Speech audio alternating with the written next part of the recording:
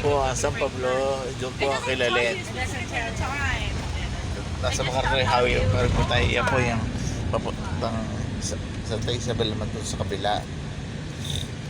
Tingnan mo yung model ng Toyota nila, Lucida.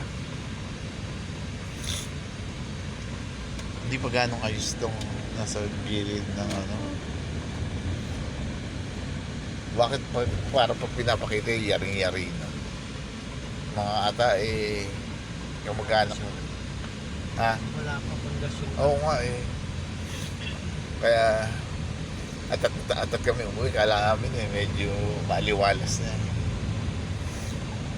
Punta mo Pero at least may mga poste na hindi kagaya ng araw meron lang doon sa may harap doon.